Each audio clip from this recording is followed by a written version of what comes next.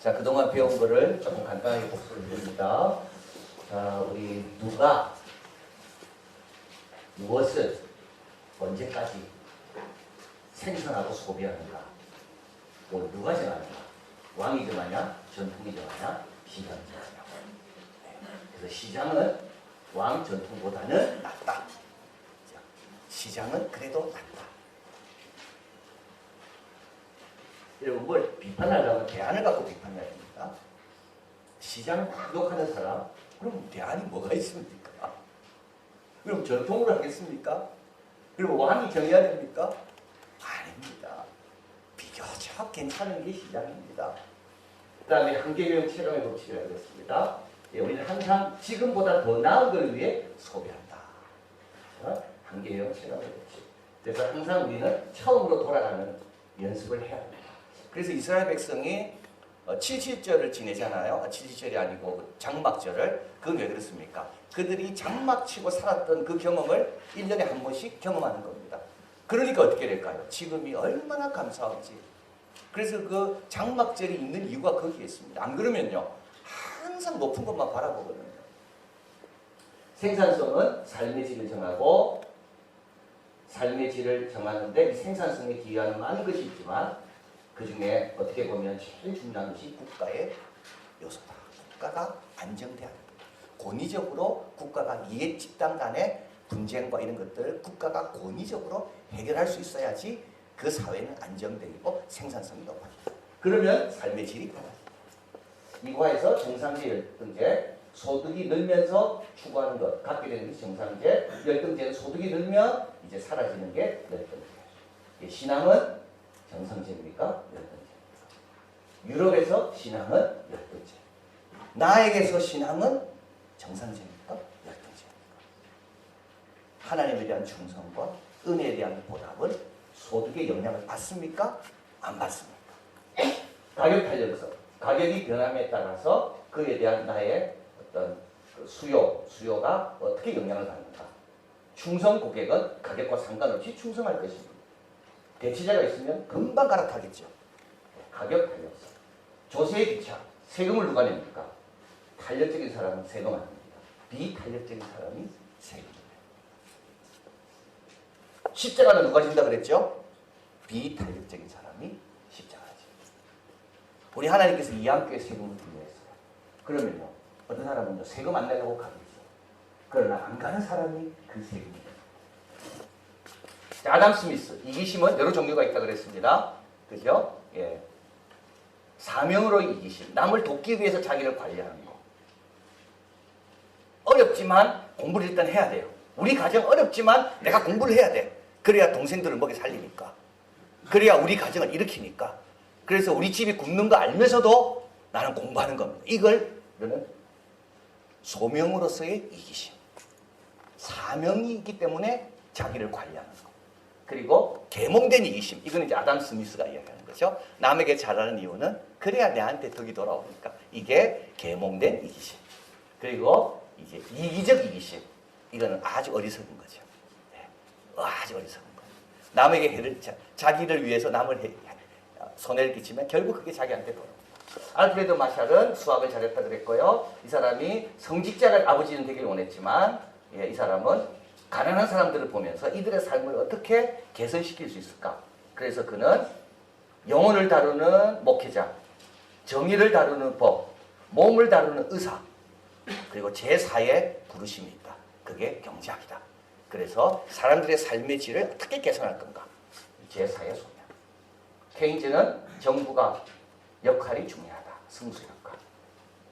그리고 시카고 아빠, 밀턴 프리드만에 대해서 공부를 했어요. 여러분 한 가지만 제가 하나 말씀드리면, 여러분 은행에서 돈 풀면 좋겠죠. 은행에서 여러분께 돈 막 갖다 주면 좋겠죠. 막 갑자기 10억 내한테 갖다 주고 5억 갖다 주고 얼마나 좋겠어. 돈이 생기면. 자, 이게 돈이에요. 요거는 이제 돈이 돈의 유통 속도예요. 이거는 프라이스 가격이에요. 이거는 생산량이에요. 돈을 풀어. 막 돈을 풀어. 근데 요거는 이제 거의 일정합니다. 그래서 돈을 받아가지고 쓰는 것은 이게 속도가 비슷하거든요. 이거 생산은 자동차 공장 짓고 반도체 공장 짓고 이거는 쉽지 않아. 이거는 일정해. 돈을 막 풀어. 일정. 그럼 뭐가 올라갈까요? 가격이 올라가죠. 여러분 돈 푸는 건 아닙니다. 이거 기본적인 생산 시설이 떠받치지 않고 돈만 푼다? 그럼 어떻게 됩니까? 인플레이션만. 버스 하나 타려면 어떻게 됩니까? 가방에 돈을 잘 넣는 거예요. 그거 너무 무거워서 버스 못 타요. 그래서 이게 돈이라는 게 우리가 생각하는 것처럼 돈을 은행에서 막 푼다고 우리가 기분이 좋아서 막 쓸 거 아닙니다. 이 Y, 기본 산업시설이 발전하지 않으면 돈을 풀어가지고는 인플레이션밖에 안 돼요. 이게 대부분 독재국가들이 하는 방법이에요. 제일 쉽거든요. 돈 푸는 게. 은행에서 돈 찍어내는 게. 그 독재국가들은 돈을 막 뿌려 국민들한테. 국민들이 돈 받다가 베네수엘라 얼마나 좋은지 몰라요. 근데 이건 하나도 변함이 없어. 그래서 어떻게 됩니까? 결국은. 예, 돈은 많은데 살 것도 없고 가난한 거. 그리고 이 돈이 갖는 어떤 신뢰도는 땅이 떨어져요. 경제가 붕괴돼요. 이거 다 누가 이야기했어요? 이거 시카고 학파에 있는 밀턴 프리드만이 이야기합니다. 그래서 오늘날은 여러분 한국에서 돈을 안 찍습니다. 돈을 풀고 싶으면 어떻게 하면 풀면 될까요? 예, 이자율을 낮추면 돈이 들어오겠죠. 돈을 모으고 싶으면 어떻게 됩니까? 이자율을 높이면 돈이 은행으로 들어오겠죠. 그래서 우리가 생각하듯이 하늘에서 뭐 돈 막 돌리면 좋을 것 같지만 실제로 그렇지 않다. 이 기본 이게 확장이 안 되면 돈만 가지고는 잘 돼. 그래서 당장은 좋은 거 이 포퓰리스트가 이러는 거죠. 예, 대중에게 인기를 얻으려고 돈을 막 주는 거예요. 그런데 실제로 이게 더 어려운 거예요. 자, 오늘은 이제 마지막으로 우리 이제 행동 경제학입니다. 심리학과 경제학의 만남입니다. 지난 반세기 동안 이루어진 사회과학의 발전에서 제일 획기적으로 발전한 것이 이게 행동 경제학입니다. 이거는 인간의 이해를 심리의 기초에서 인간을 이해하다 보니까 이제 어떻게 됩니까? 기존 경제학이 말하는 것과 다른 것을 내놓는 겁니다. 기존 경제학은 뭐냐면 인간은 합리적이라고 보거든요. 그래서 합리적이기 때문에 자기에게 해로운 걸 절대 선택 안 합니다. 인간은 합리적이고 이성적이기 때문에 인간이 선택하는 것은 항상 어떻게 되죠? 신뢰할 만하고 자기에게 유익한 것만 선택한다고 생각을 하고 모든 가설을 다 세운 겁니다. 그런데 이제 심리학에서 인간을 가만히 보니까 인간은 꼭 그렇지 않다는 겁니다. 자, 적어드렸죠. 인간은 이익 극대화를 추구자가 아니라 만족 추구자입니다. 최선의 합리적 선택을 하는 자가 아니라 상황에 따라 만족스러운 선택을 하는 자입니다. 예, 상황이 어떠냐에 따라서 내 선택이 달라집니다. 내한테 손해가 되는데도 상황이 그러면 어때요? 어제 아담 스미스가 이야기했죠. 그 사람과 적이 되는 이유는 뭡니까? 그 사람 아무리 좋아도 내 적을 좋아하면 적이 이게 인간. 그럼 이 합리적이지 않잖아. 이 사람은 좋은 사람이에요. 그런데요, 이 사람은 내가 싫어하는 사람을 좋아해. 그 순간부터 이 사람은 어떻게 됩니까? 적이 돼요. 자, 인간이 여러분 선택할 때 인간은 어떻게 선택하는가? 이익 극대화가 아닙니다. 만족 추구자입니다.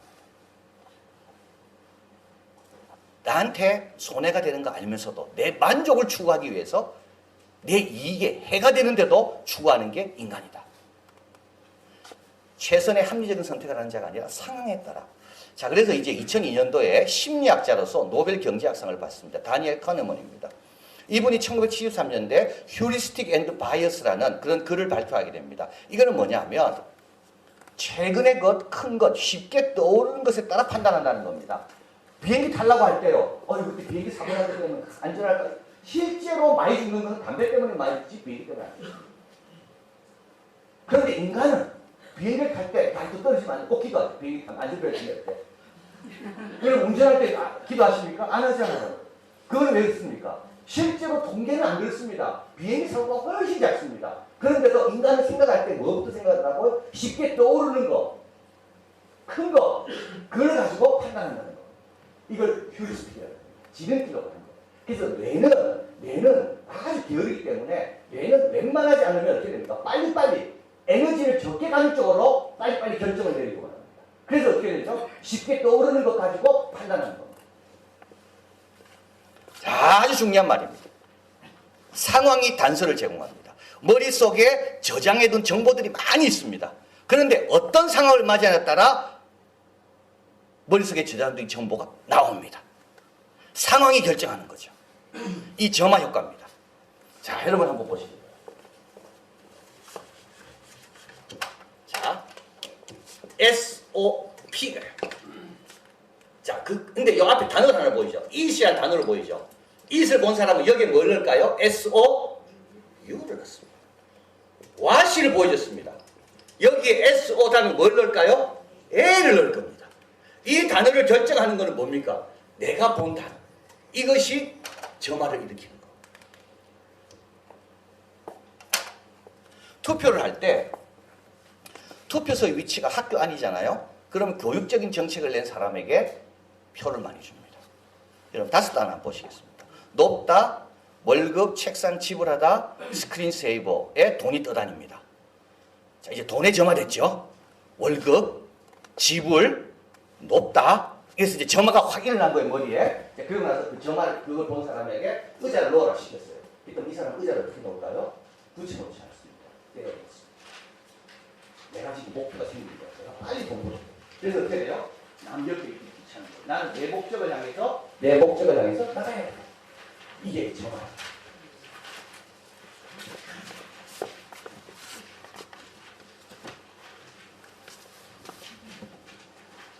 자, 후광 효과가 있습니다. 아주 여러분 이거 중요한 겁니다. 여러분 아주 중요한 겁니다. 자, 앨런이에요. 앨런. 똑똑하다, 근면하다, 충동적이다, 비판적이다, 고집스럽다, 질수심 많다. 얘는 괜찮은 사람이에요? 나쁜 애예요? 왜냐하면 앞에 똑똑하다 나왔거든. 똑똑하면 아유 근면하지. 충동 아유 똑똑한데 괜찮아. 비판적 똑똑하니까 그렇지. 고집스러워. 그래 똑똑한 애는 고집도 있어야 돼. 질투심 아유 똑똑한데.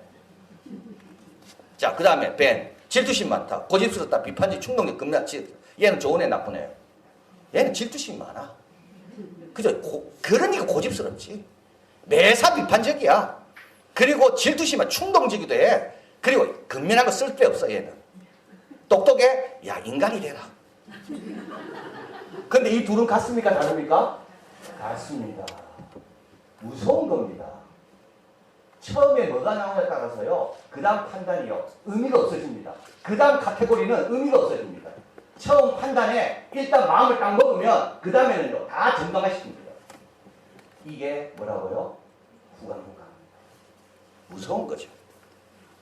첫 번째 인상의 무게감이 나온 후, 그 다음에 나오는 모든 정보는 대부분 쓸모없게 만들어요. 그래서 아이가 딱 왔습니다. 그 아이를 딱 볼 때 처음에 상스럽게 보죠. 그 다음부터는 다 괜찮아요. 근데 아이가 딱 왔는데 뭔가 마음에 안 들어. 그날 내 컨디션이 안 좋았어. 그 다음부터 이 아이 다 안 좋았어요. 그래서 이 논문을 쓸 때도 그렇다고 했잖아요. 첫 번째 좋은 논문을 읽은 분은 답안지를 두 번째도 좋게 본대요. 근데 처음에 못 쓴 걸 읽으면 두 번째, 세 번째 계속 못 써. 그래서 여러분 답안지 낼 때 학생들 잘하는 애 카운트 풀어내셔야 돼요. 네, 그러면 잘하는 애가 잘 썼기 때문에 그 다음에도 얘도 막 다 그런 뜻이 있을 거라 이렇게 넘어갑니다. 첫 번째 인간이 그렇다는 겁니다. 인간은 종합적으로 객관적으로 판단하지 않습니다. 인간은 자기가 처음에 뭐 인상받았냐 그거 가지고 그 다음부터 자꾸 정답을 시키면서 판단합니다. 이게 할로우 이펙트. 여러분 앵커 이펙트라는 게 있습니다. 여러분 가격이 있습니까 없습니까? 자, 명품 가격 봤어요. 시계를 봤어요. 시계 1억이야. 우와 진짜 비싸네. 근데 들어가 보니까 2천만 원짜리가 있어요. 얼마 안 하네. 그 1억은요 유인 가격입니다. 실제로 팔 마음도 없습니다. 왜냐하면 1억을 딱 보고 들어가잖아요. 그 다음에 2천만 원 비싸 보입니까? 싸 보입니까? 싸 보입니다. 그래서 여러분 대부분 백화점의 명품 가게 밖에 걸어놓은 것들은 팔만이 없는 겁니다. 우리의 마음을 준비시킵니다. 야, 1억짜리 2천만 원 아무것도 아니야. 이걸 가르쳐서 앵커 수가. 그래서 여러분 그죠 중고차 사러가잖아요. 중고차. 그러면요 아무리 전문가라도 그렇대요. 아무리 전문가라도 처음에 들은 가격의 기준으로 말하는데요. 그래서 전문가가 들어왔습니다. 그래서 이거 얼마입니까 하면 이 사람 이야기하잖아요. 그러면 누가 이야기하면 전문가는 항상 당신의 의견은 어떻습니까? 이러면 항상 그 사람이 말한 거 앞뒤로 이야기하지. 이거 터무니없는 건데 이래 말하는 경우가 거의 없다. 네, 그러니까 내 안에 정보가 많이 들어있어요. 그런데 어떤 상황이 되면 거기서 뭐가 나온다고요? 그게 맞는 단서가, 그게 단서가 돼서 내가 판단한다. 인간은 그렇게 합리적이지 않습니다. 이게 이제 행동경제학. 그러니까 경제학자들은 전부 합리적이고 자기 이익을 추구하는 어떻게 보면 굉장히 계산한다고 했는데 실제로 인간이 결정하는 것은 심리학의 도움으로 보니까 인간은 그렇지가 않더라. 자, 그 다음에 베이너 법칙 아주 중요한 겁니다. 양주 10개가 있습니다. 여기에 양주 하나를 더하는 것은 효과가 있겠죠. 양주 100개가 있습니다. 여기 하나를 더하는 것은 별 차이가 없겠죠. 똑같은 게 같습니다. 그런데요, 강도와 자극의 차이는 절대적인 것이 아니라 상대적입니다. 어떤 조건에서 자극을 받냐에 따라 그 영향은 달라집니다. 한계요용체험을 해보죠. 여러분 지금 어떤 조건입니까? 그 조건에 따라 자, 똑같은 자극인데도 받아들이는 게 다릅니다. 마음이 겸손한 자는요, 버릴 것이 없겠죠. 귀하게 버릴 거예요. 그러나 마음이요, 교만한 사람은요, 아무리 좋은 자극을 줘도요, 100초가 이미 100개, 200개가 자기한테 들어왔거든요. 그러니까 여러분 조심해야 되는 거예요. 이게요, 내 마음의 상태에 따라서 똑같은 자극이 굉장히 중요하게 오기도 하고 의미 없게 오기도 하고. 근데 이거 우리 하나님께 갖고 온 거예요. 우리 하나님은 초 100개가 있습니다. 그래서 내 초 하나를 넣었습니다. 하나님 뭐라 생각하실까요? 야, 100개 있는데 나한테 필요 없어. $200 바치면 예루살렘 성전에 부자가 헌금을 넣었거든요. 그런데 $200 얼마 안 되잖아요. 10억의 4분의 1이라 그랬습니다. 8,000원, 2,000원. 근데 예수님 뭐라 그러죠? 여러분 이런 데 속으면 안 됩니다. 그래서요, 야 100명이 봉사하는데 내 혼자 뭐 봉사 안 해도 그런 생각 절대 하면 안 돼요. 그래서 우리 하나님은 그런 분이 아니에요. 100명이 있어도 또 한 명을 찾는 분이에요. 100명이 있어도 그 한 명을 소중히 여기는 분이에요. 그래서 세상은 초는 그렇습니다. 물리적인 현상은 그렇습니다. 100개가 있으면 하나 있으나 없으나 별 차이 없어요. 그러나 하나님이 나가면 다 나갑니다. 여러분 속으면 안 돼요. 우리 교회 미안교회 봉사 잘하는 사람 100명 있다고 내 혼자 그냥 난 조용히 왔다 가니까 하나님 뜻이 됐습니까? 아니겠습니까? 아니죠. 자, 너치가 여기서 나온 겁니다. 그래서 시카고 대학입니다. 이 사람도 2007년도에 17년 노벨 경제학상을 받습니다. 인간은 선택할 때 편의성, 접근 가능성, 두드러짐, 명확성. 아까 이야기했죠. 휴리스틱, 지름길을 선택하는 겁니다. 먼저 들은 거, 내한테 충격으로 와닿은 거, 그죠? 하여튼 언론에서 떠드는 거, 그것이 선택의 중요한 단서가 되고 그 단서를 가지고 상황이 돼서 선택한다는 거죠. 세금 신고서 작성. 그죠? 먼저 사인하고 적는 거하고 다 적고 적는 거하고. 그래서 여러분 우리 봉사 신청서도 사인을 먼저 하고 적어야 될까 지금 생각해요. 근데 뭐 우리는 뭐 세금은 아니기 때문에 문제가 없을 것 같은데 이게 위치 하나 가지고 적는 내용이 다릅니다. 벌써 내 이름을 적었다면 점화가 일어나는 거죠. 아, 나는 내 이름이 이제부터 내 이름을 걸고 적어야 되는 거야. 점화가 일어나는 거야. 음식과 거리 10인치만 멀게 하는 거. 이건 비만을 예방합니다. 자, 너치는 뭡니까? 의사결정에 영향을 미치는 접근 방식인데 좋은 것을 당연하게 여기도록 선택할 때 고민이 필요 없도록 하는 장치가 너치입니다. 옆구리를 찌르는 겁니다. 그래서 이제 뭐 이런 여러분 올라올 때 뭐 이렇게 크리스마스 추리가 있고 이렇게 다 너치죠. 뭐 이렇게 교회 오면 또 뭡니까? 뭐 환경을 이렇게 꾸며놨고 이런 게 다 너치입니다. 옆구리를 찌르는 겁니다.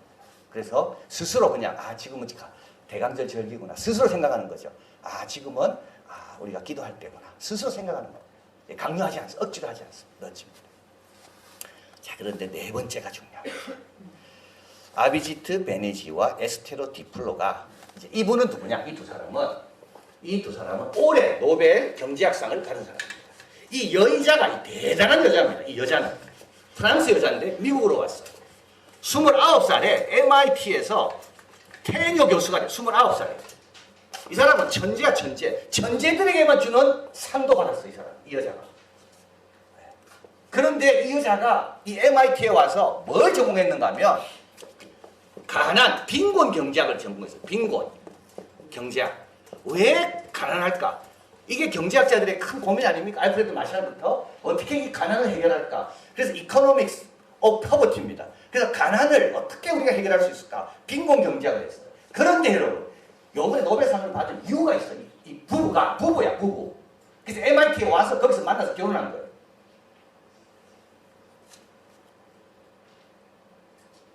근데 저도 이해가 안 돼. 뭐 별거 아닌데 제가 열을 내고 있죠, 지금. 저도 이해가 안 돼. 뭐 예수님의 제자도 아니고, 뭐 아무것도 아닌데, 성경도 아닌데, 그러니까 간절한 여러분이 좀 알았으면 이런 마음이지. 자, 근데 빈곤 경제학인데 그동안 경제학은 어땠는가 하면요. 이게 다른 겁니다. 그동안 경제학은 통계를 했어요. 데이터를 하겠어요. 우리도 지금 전부 통계잖아요. 네. 지금 뭐 고용률이 늘었다, 뭐 인구가 뭐 어떻게 됐다, 전부 통계야. 실제로 가서 살아보지 않아.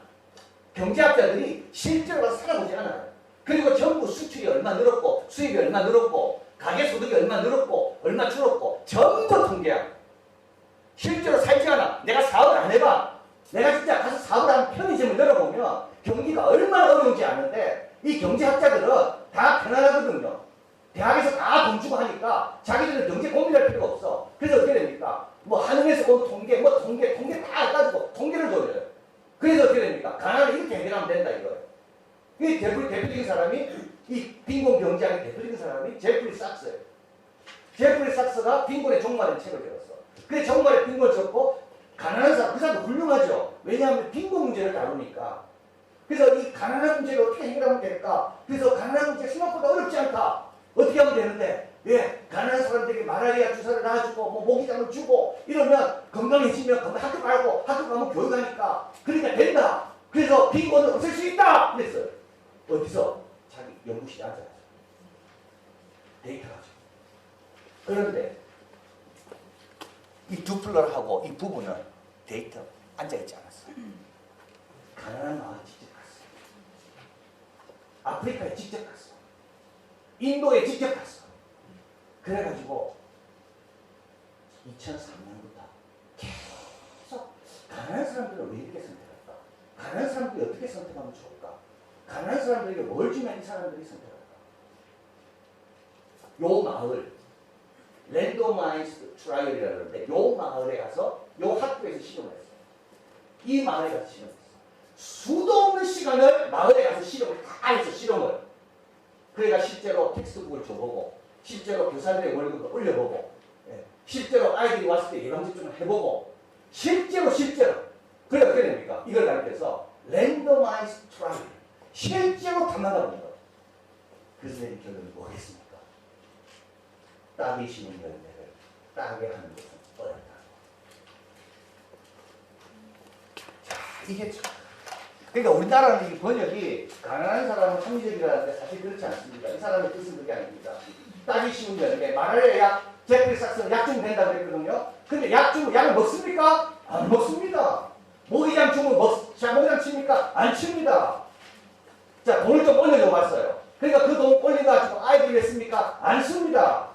돈 올리면 뭐 먹습니까? 예, 기름도 이거 먹습니다. 몸도 안 좋아집니다.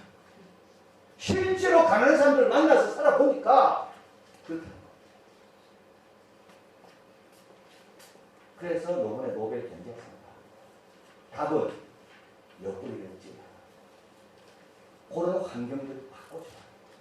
예를 들면 학교에 보내면 예방접종 따로 하지 않도록 학교에서 예방접종 해주는 거예요. 염소가 나와서 뭘 소독을 해야 되는데 염소약 아무리 갖다 줘도 안 하거든요. 그러면 어떻게 됩니까? 물길러로 왔을 때 그 옆에 염소약이 자동으로 떨어지도록 그렇게만 해주면 건강해진다는 거예요.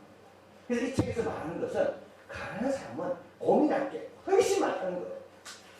부자 나라는요, 누가 그걸 고민해 줍니까? 국가에서. 그러니까 가난한 사람은 돈도 없는데 신경 쓸 게 너무 많은 거예요.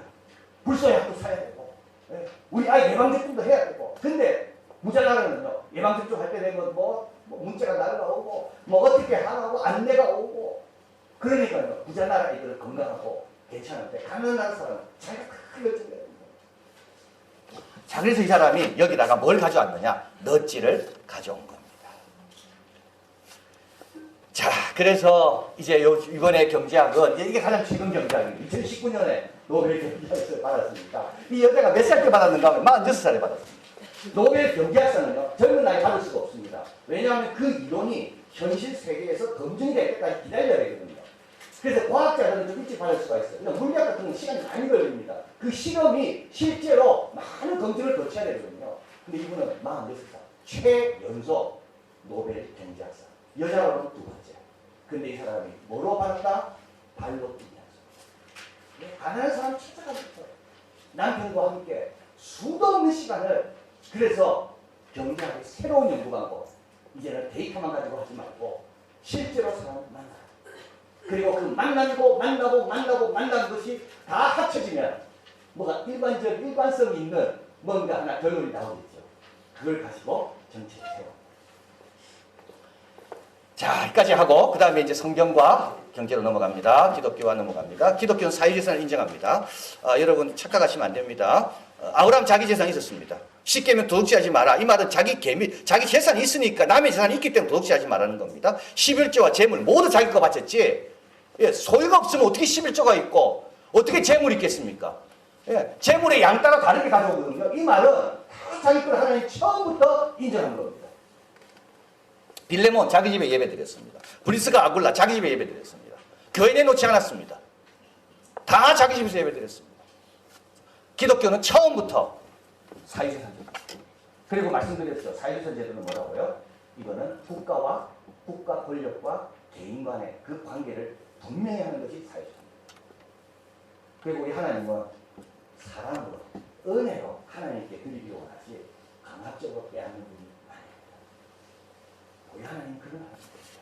자, 두 번째로 기독교는 돈의 위협성을 경고하죠. 여러분, 돈을 사랑하는 사람 가운데 바른 동기, 왜 사랑하는가를 점검해 봐야 됩니다. 예, 돈이 있으면 좀 안전할 것 같습니까? 좀 점검해 봐야 돼요. 나의 안전은 어디서 온다? 나는 지금 난 지금 하나님께로 온다고 믿고 있는 사람인가? 그리고 나의 자랑은 뭔가? 돈인가? 참 이게 솔직하게 물어봐야 됩니다. 사랑은 다른 대상한테 해야 되는 거지 잘못된 대상을 사랑하면 안 됩니다. 그리고 바른 동기로 사랑해야 됩니다. 성경은 돈에 대해서 분명히 경고합니다. 인간의 죄성 때문에 그렇습니다. 쭉 넘어갑니다. 기독교는 낭비를 금하고 노동을 강조합니다. 에덴 동산에 노동이 있어서 노동은 신성한 겁니다. 그래서 기독교는 여러분 사업하는 기업이죠. 여러분 코퍼레이션을 또 이상하게 보는 분이 있는데 정말로 모르는 분입니다. 예, 비즈니스 코퍼레이션 기업이 있기 때문에 우리가 있는 겁니다. 기업에 있기 때문에 우리가 직장을 다니는 거예요. 그 직장에서 월급을 받았기 때문에 세금을 내서 정부가 있는 겁니다. 그러니까 기업이 없으면 모든 이런 기본적인 시설은 없는 겁니다. 정부가 어디서 돈이 나와서 우리한테 뭘 베풉니까? 소득이 있어야 되거든요. 그 세수가 있어야 되는데 그 세수가 어디서 나와야 됩니까? 학교에서 나옵니까? 학교에서 안 나옵니다. 지금 정부가 학교에 얼마나 많이 투자하는데 아이들 공과금 가지고 됩니까? 안 됩니다. 기업입니다. 여러분, 기업을 우리는 아주 귀하게 봐야 됩니다. 그래서 우리 어떤 신학자는 기업을 선교사라고 합니다. 왜냐하면 한 기업이 그 마을에 들어가면 그 마을을 바꿔놓거든요. 외국효과. 기업에서 일하면서 시간 지키는 거 배우고 계산하는 거 배우고 깨끗한 청결 배우고 그게 집으로 두고 오면서 집이 바뀌는 겁니다. 물론 기업도 부족한 건 많이 있어요. 그러나 기업은 한 번에 좋아지지 않습니다. 처음부터 지금까지 꾸준하게 발전해왔어요. 우리가 발전한 것이. 그래서 기업도 발전합니다. 그래서 대한민국에 있는 기업들이 잘 되고 회사와 사업들이 잘 되도록 우리는 기도해야 되고 사실 어려운 사람을 도우려면 기업에서 채용하는 것이 인기가 보너스로 제가 말씀드릴게요. 기업에 소셜 리스판스가 있습니다. 이거는 기업의 사회적 반응, 수재가 났을 때 뭐 돈 내고 하는 게 소셜 리스판스입니다. 기업의 소셜 리스판스빌리티가 있습니다. 이거 기업의 사회적 책임입니다. 이거는 뭐 삼성에서 강아지 해가지고 맹인들을 위해 봉사하고 뭐 재단 만들고 이런 게 기업의 사회적 책임입니다. 그러나 제일 고상하고 제일 어려운 게 뭐냐? 비즈니스 에틱입니다. 기업 윤리입니다. 이거는 기업 안에 기업의 모든 운영과 경영 안에 뭐가 들어가 있습니까? 예, 윤리가 들어가요. 이게 더 어렵습니다. 돈 1억 내는 거 쉬워요. 재단 하나 만드는 거 쉬워요. 그러나 기업의 운영과 경영, 기업의 모든 지배구조가 윤리적으로 깨끗하다? 어려워. 자, 그래서 기업은 이렇게 발전해 보고 있는 겁니다. 대한민국 기업도 그렇고 세계 어떤 나라도. 그래서 우리가 성장하듯이 기업들도 성장할 수 있도록 좋은 경영인을 키워야 되고, 그죠? 그리고 기업에 대해서 너무 부정적인 생각하지는 안 됩니다. 여러분, 이 옷 누가 만들었습니까? 이 옷 회사에서 만들었어요. 이 회사가 너무 잘 만들어져가지고 제가 지금 이 설명을 할 때 너무 편하게 하고 있잖아요. 얼마나 감사한지 몰라요. 여러분, 앉아계신 의자를 누가 만들었습니까? 다 회사에서 만들었습니다. 이 회사는 지금도 불을 끄지 않고 실험하고 있을 겁니다. 소비자가 앉을 의자, 더 싸고 더 좋은 의자를 어떻게 만들까? 여러분, 이 땅에 이 전등, 이거 전부 최고로 고민 많이 하는 사람은 다 기업입니다. 그래서 우리는 AI도 있고, 우리는 어떻게 됩니까? 효율적인 에어컨 키지만 전기값도 많이 안 나가고, 이게 다 기업의 연구의 결과입니다. 그러니까 우리가 너무 기업을 이렇게 단순하게 봐서는 절대 안 됩니다. 지금도 오늘 밤 여러분 주무실 때도 기업의 공장의 불은 켜져 있다. 그죠? 실험실에서는 돌아가면서 연구하고 있는 거. 성교하러 가는 것도 비행기 조종사와 그 대한항공이 자유수 성교하러 가는 거고, 거기서 우리에게 싸게 인터넷으로 모듈을 보내는 것도 다 인터넷 회사가 있을 때 되는 거고. 물론 부족한 기회도 있습니다. 잘못된 기회도 있습니다. 그러나 항상 그림자와 빛이 같이 있다고 해서, 그래서 이걸 다 없애려고 보면 빛도 없애요. 그러면 안 돼요. 자, 그래서 여러분, 기독교는 또 하나님이 쭉 넘어갑니다. 노동은 신성합니다. 부자체를 금하지 않습니다. 여러분, 부자를 절대 여러분이 그렇게 보시면 안 됩니다. 근데 부자는 스스로 자기를 점검해 봐야 돼요. 부자는 스스로 이 부가 내한테 과도한 부가 있어요. 하나님 앞에 사람 앞에 교만하게 하는 부는 내한테 안 맞아. 내 그릇이 아니야, 내 그릇이. 그래서 부의 양은 정해져 있지 않습니다. 뭐 10억만 가지면 되고 10억 이상은 그런 양은 없습니다. 그 내한테 달려 있는 겁니다. 긍휼과 도움을 줘야 되고, 가난한 사람. 이것도 방법이 많습니다. 가난한 자를 직접 도울 수 있고요. 세금을 통해 도울 수 있고요. 정치 행위를 통해 도울 수 있습니다. 상호 의무와 차등의 의무 아주 중요합니다. 그래서 주인과 종, 부모와 자녀, 남편, 아내 모두 상호 의무가 있습니다. 모두 상호 의무가 있습니다. 네만 잘해라. 네가 잘해라. 기독교는 그거 아닙니다. 나도 잘해야 돼요. 우리 모두 잘해야 돼요. 상호 의무가 있어요. 상호 의무. 그리고 이게 이제 차등의 의무라는 게 뭐냐면, 차등의 원칙. 이게 이제 존 롤스가 한 이야기입니다. 존 롤스가. 이게 이제 존 롤스가 이 정의에 대해서 이야기하면서 이렇게 이야기합니다. 자, 여러분 한번 보세요. 정의로운 사회 어떤 사회인가 생각하나요? 자, 여러분 이제 여기 있습니다. 우리가 여기 있어. 여기 이제 이게 무지의 장막이 쳐져 있어. 이게 딱 쳐져 있어. 그리고 이제 이 장막이 다 열리면 우리 모두가 이제 딱 나가는 거예요. 여기에 딱 나가는 순간 난 아인슈타인이 돼 있어. 네. 나는 뭐 마틴 루터가 돼 있어. 나는 바락 오바마가 돼 있고, 나는 청산 사람이 돼 있고. 나가기 전에 나가서 누가 그렇게 될지 몰라. 그래서 이제 나가서 사람이 다 달라지겠죠. 그래서 이제 이분이 가상하는 겁니다. 베일의 장막 뒤에서 베일오 비그노로스라고 그러는데, 무지의 장막 뒤에 우리가 있다는 거예요. 그럼 우리가 나가기 전에 합의를 하자. 거기 가면 네가 잘 되고 내가 안 될지 모르고, 내가 잘 되고 네가 안 될지 모르는데 합의를 하자. 뭐에 대해서? 두 가지만 합의를 하자. 하나는 자유를 보장해 주자. 기본적인 자유. 또 한 가지, 혹시 네가 잘 된 사람, 어려운 사람을 돕도록 하자. 이게 뭐예요? 이게 차등의 원칙. 모두가 그런 마음 안 들겠어요? 내가 안 될 수도 있으니까, 저 사람 잘 될 수 있으니까 약속하자. 뭘 약속해? 네가 잘 되면 너의 목 챙기고 나머지는 우리한테 골고루 나눠라. 야, 이게 차등의 원칙. 그래서 기독교는, 이게 기독교죠. 기독교는 평등 아닙니다. 다 다르게 지었습니다. 다 다양합니다. 그러나 사랑과 하나님의 뜻에 따라 베풀고 나누고 섬기고, 많이 받은 자에게 주님이 뭐랬죠? 찬양하기 때문에. 많이 받은 자는요, 5달러를 받은 사람은 5달러를 남겨야 되는 거예요. 이게 차이의 원칙. 그리고 여기 있는데 임의성의 교정이다. 임의성의 교정. 이건 뭐냐면, 자, 여러분, 타이거 우즈가 조선시대 때 태어났다면 돈 못 벌어요. 타이거 우즈는 지금 태어났기 때문에 골프라는 운동이 저렇게 대중화되고, 언론을 통해서 그렇게, 그 뭡니까, 운동하는 사람이 그렇게 유명해질 수 있기 때문에 타이거 우즈는 돈 버는 거예요. 그걸 임의성이라고 해요. 왜냐하면 자기가 선택한 게 아니잖아요. 자기가 노력한 게 아니거든요. 타이거 우즈의 어떤 골프의 재능은 물론 노력한 것이 있지만, 사실은 타이거 우즈의 시대를 잘 아인슈타인은 유대인 가정에 부모를 잘 만나서 머리가 좋게 태어났고 이걸 다 뭐라 그러냐면 임의성입니다. 임의성 때문에 차요. 그래서 임의성을 교정해야 돼요. 그게 많은 사회에서. 그 임의성을 교정하는 게 뭡니까? 내가 가진 다른 나. 이게 참. 자, 결론입니다.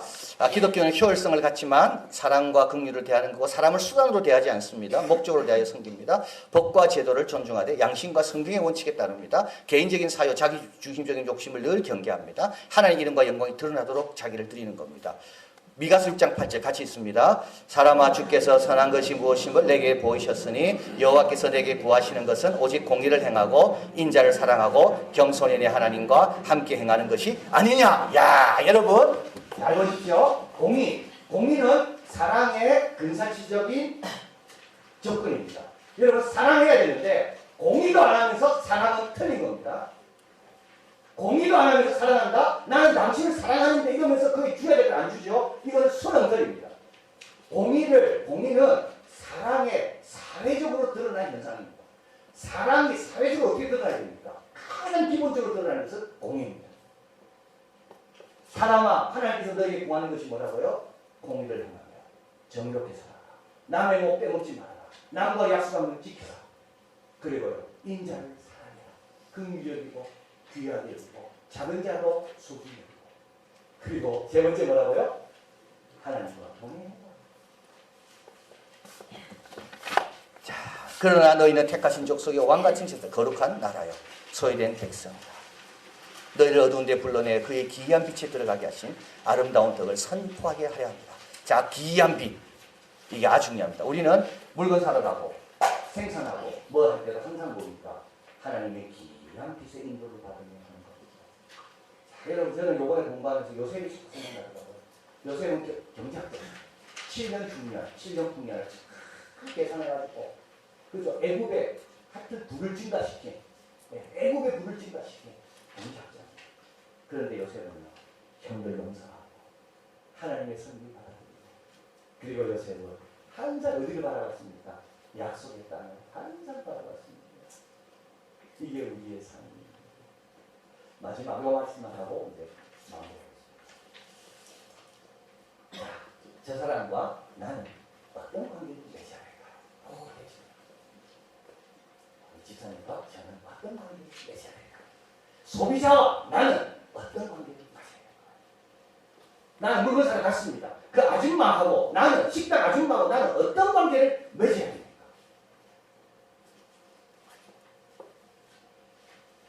하나님 그 사람과 관계를 맺고 있는 그 방식에 합당하게 나를 맺어야 합니다. 요게 말씀. 하나님이 그 사람을 어떻게 보고 그 가정이죠. 그 사람 혼자가 아니죠. 그걸 하나님께서 어떻게 대하시는가. 거기에 합당하게 나를 대하는 것. 이게 언약적 사원. 경제활동은 계약이 넘어서 우리는 언약적. 하나님이 이 사람을 어떻게 보고 계시나. 하나님이 이 사업을 어떻게 축복하기를 원하시나. 하나님이 우리 가정을 어떻게 보시나. 하나님이 대하시듯이 거기에 합당하게 나를 대하는 것. 이게 다른 말로 하면 예수님 같으면 어떻게 하실까? 예수님 같으면 이 물건을 어떻게 하실까? 예수님 같으면 살아갔을 때 어떻게 하실까? 뱀처럼 지혜로우면 비둘기처럼 순다. 자, 다시만 하도록 하겠습니다.